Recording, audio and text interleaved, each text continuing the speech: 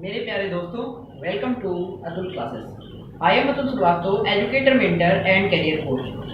दोस्तों, जैसा कि आपको पता है, हमारी एक ज्योग्राफी की सीरीज चल रही है फॉर गवर्नमेंट एग्जाम्स। तो इस सीरीज में मैं सौरमंडल मैंने शुरू किया है। अभी तक मैंने सौरमंडल का एक फर्स्ट वीडियो डाला है, एक उससे पहले ब्रह्मांड का वीडियो डाला है। तो अभी मैं बहुत सिस्टमेटिक चल रहा हूँ। मेरे चैनल पर जितने भी वीडियोज डाले जाएंगे हर सब्जेक्ट के, वो आपको बहुत सिस्टमेटिक मिलेंगे। मतलब कोई भी डेमो क्लासेस नहीं है, बिल्कुल कोर्स वाइज सब्जेक्ट वाइज चीज़ें प्रोवाइड कर रहा हूँ। जैसा कि मैंने इंग्लिश ग्रामर का कंप्लीट कोर्स अपलोड कर दिया है। अगर आप इंग्लिश ग्रामर सीखना चाहते हैं तो मेरे कंप्लीट कोर्स का ग्रामर मास्टर कोर्स नाम से प्लेलिस्ट बनी हुई है, उसमें जाकर आप ग्रामर का कोर्स सीख सकते हैं। तो ये ज्योग्राफी की सीरीज चल रही है। सभी गवर्नमेंट एग्जाम्स में जो ज्योग्राफी के क्वेश्चंस आते हैं चैप्टर वाइज, मैं वो बता रहा हूँ। तो आज का टॉपिक फिर से है सौरमंडल, क्योंकि सौरमंडल के पहले वीडियो में, पहले पार्ट में पूरी बातें नहीं आ पाई थी। आज हम उसके आगे की बात कर रहे हैं। सौरमंडल का आज टॉपिक कंप्लीट हो जाएगा। सौरमंडल से और कौन कौन से क्वेश्चन बन सकते हैं आइए जानते हैं। तो चैनल को सब्सक्राइब कर लीजिएगा, बेल आइकन को प्रेस कर दीजिएगा और पसंद आए वीडियो तो दोस्तों तक शेयर करना ना भूलिएगा। Thank you. आइए सीखते हैं हम लोग आज सौरमंडल से कौन कौन से क्वेश्चन इंपॉर्टेंट बन सकते हैं। तो सौरमंडल के अंदर पृथ्वी सबसे पहले, इसके बाद जो आगे की सीरीज है उसमें क्वेश्चन बन सकता है कि शुक्र ग्रह, जो ये शुक्र ग्रह है ना, शुक्र ग्रह को क्या क्या नाम से बुलाते हैं, शुक्र ग्रह को और कौन कौन से नाम से बुलाते हैं। जैसे शुक्र ग्रह को पृथ्वी की जुड़वा बहन कहते हैं, पृथ्वी की जुड़वा बहन कहते हैं। शुक्र ग्रह को भोर का तारा कहते हैं, भोर का तारा कहते हैं। शुक्र ग्रह को सांझ का तारा कहते हैं। क्या कहते हैं? सांझ का तारा कहते हैं। शुक्र ग्रह को चमकीला ग्रह कहते हैं, चमकीला ग्रह कहते हैं। और शुक्र ग्रह को सर्वाधिक गर्म ग्रह भी कहते हैं। सबसे ज्यादा गर्म ग्रह शुक्र ग्रह है। शुक्र ग्रह को सबसे ज्यादा गर्म ग्रह भी कहते हैं। तो शुक्र ग्रह के इतने सारे नाम आपको पता होने चाहिए, क्योंकि पेपर में शुक्र ग्रह के बारे में बहुत ज्यादा क्वेश्चन पूछे जाते हैं। क्वेश्चन नंबर 2, सबसे कम समय में सूर्य की परिक्रमा करने वाला ग्रह कौन सा है? सबसे कम समय में दोस्तों सूर्य की परिक्रमा करने वाला ग्रह बुध ग्रह है, क्योंकि बुध ग्रह सूर्य के सबसे पास है। बुध ग्रह सूर्य के सबसे पास है। और उसके बाद दूसरी चीज है कि 88 दिनों में, मात्र 88 डेज में ही ये सूर्य की परिक्रमा कर लेता है ना। और सूर्य के निकट भी है, सबसे निकट भी है। और तीसरी बात है कि ये सबसे छोटा ग्रह है, ये सबसे छोटा ग्रह। 8 ग्रह है ना हमारे सौरमंडल में 8 ग्रह हैं, और 8 ग्रहों में ये जो बुध है ये सबसे छोटा ग्रह है। ठीक है, अभी मैं नीचे इसको एक्सप्लेन भी करूंगा और ध्यान से वीडियो के साथ बने रहिए। क्वेश्चन नंबर 3 बन सकता है कि पृथ्वी के अलावा जीवन की संभावना कहां पर है? तो पृथ्वी के अलावा पिछले वीडियो में मैंने बताया था कि नासा का एक यान गया था, कौन सा? फिनिक्स। नासा ने एक फिनिक्स यान भेजा था, कहां पर? मंगल ग्रह पर। और वहां मंगल ग्रह पर जीवन की खोज की जा रही है। तो पृथ्वी के अलावा जीवन की जो संभावना है वो मंगल ग्रह पर ही है, मंगल ग्रह। आंसर है मंगल ग्रह। अगला क्वेश्चन है सबसे भारी ग्रह। सबसे भारी ग्रह कौन सा है? सबसे भारी ग्रह बृहस्पति है। बृहस्पति का गुरुत्वाकर्षण भी बहुत ज्यादा है बृहस्पति के अंदर, और बृहस्पति सबसे ज्यादा भारी ग्रह है। सौरमंडल में ग्रहों की संख्या कितनी है? तो सौरमंडल में ग्रहों की संख्या 8 है। अभी मैंने आपको बताया था सौरमंडल, देखिए आप समझ लीजिए क्योंकि बार बार सौरमंडल आ रहा है। समझिए, देखिए ये सबसे पहले सूर्य है, दिख रहा है, ये सबसे पहले सूर्य है। सूर्य के बाद ये मरकरी है, इसे बुध कहते हैं दोस्तों। क्या कहते हैं इसे? बुध कहते हैं। सूर्य के जस्ट बगल में देखिए बुध है, लिख देते हैं। ये बुध है, ये आपका शुक्र है, और ये आपका पृथ्वी है, और ये आपका मंगल है। और मंगल के जस्ट बाद ये एस्ट्रॉइड ग्रह हैं, जिन्हें शूद्र ग्रह कहते हैं। ये शूद्र ग्रह है।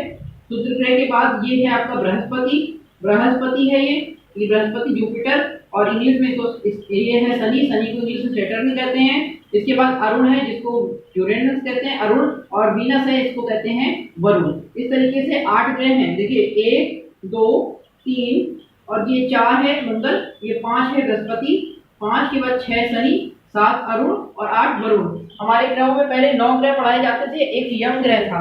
तो यम ग्रह ग्रहों की परिभाषा में फिट नहीं बैठता था, इसलिए यम ग्रह को सौर सिस्टम से सौर परिवार से यम ग्रह को हटा दिया गया है। ठीक है, ये बात आपको पता चल गई। तो यम ग्रह नहीं है, क्योंकि यम, देखो ग्रह की परिभाषा क्या होती है? जो सूर्य का चक्कर लगाते हैं, सूर्य की परिक्रमा करते हैं, वो ग्रह होते हैं। तो यम ग्रह बिल्कुल जो है थोड़ा सा नॉटी किस्म का था, कभी सूर्य की परिक्रमा लगाता था और कभी नहीं लगाता था, ऐसा साइंटिस्टों ने बोला है। तो इस वजह से वो कभी किसी भी चीज की परिक्रमा कर लेता था, इस वजह से वो प्रॉपर तरीके से ग्रहों की परिभाषा में नहीं फिट बैठता था, इसलिए यम ग्रह को जो है हटा दिया गया है ग्रहों की लिस्ट से। इसलिए हमारे आजकल सौर मंडल में हमारे अब कितने ग्रह हैं? केवल 8 ग्रह हैं। तो ये सीक्वेंस पता होना चाहिए। तो हम लोग इस क्वेश्चन में थे कि सौर मंडल में ग्रहों की संख्या कितनी है, तो अब आप समझ गए होंगे कि सौर मंडल में ग्रहों की संख्या 8 है। एक अगला क्वेश्चन है कि सी ऑफ ट्रॉकबिलिटी कहां पर है? ये बहुत नया क्वेश्चन है। सी ऑफ ट्रॉकबिलिटी कहां पर है? सी ऑफ ट्रॉकबिलिटी चंद्रमा पर है, ये बात याद रखिएगा, है ना। ये साइंटिस्टों ने खोजा है। हेल-बाब एक वर्ड है, हेल-बाब। हेल-बाब किसका नाम है? हेल-बाब पुच्छल तारे का नाम है। हेल-बाब पुच्छल तारे का नाम है। बचपन में आपने पुच्छल तारे के बारे में बहुत सुना होगा। इसके बाद है पृथ्वी को सूर्य की परिक्रमा करने में कितना समय लगता है? ये बहुत इंपॉर्टेंट क्वेश्चन है दोस्तों। पृथ्वी को सूर्य की परिक्रमा करने में कितना टाइम लगता है? तो 365.25 डेज, 365.25 डेज, है ना, जितने दिन लगता है पृथ्वी को सूर्य की परिक्रमा करने में। इसके बाद देखिए सूर्य के प्रकाश को धरती की सतह पर पहुंचने में लगने वाला समय। तो सूर्य का प्रकाश जो है वो धरती तक पहुंचता है जब जैसे सूर्य निकलता है ना, सूर्य निकलता क्या है, एक्चुअली पृथ्वी राउंड होती है तो सूर्य अपोजिट में आता है, कभी अमेरिका में है, फिर आपने सुना होगा भारत में भी चमकता है। तो इस तरीके से पृथ्वी के घूमने के कारण, है ना, ऐसा होता है। तो जो सूर्य है, सूर्य के प्रकाश को धरती की सतह पर पहुंचने में लगने वाला समय कितना है? 8.5 मिनट। पेपर में बहुत पूछा जाता है।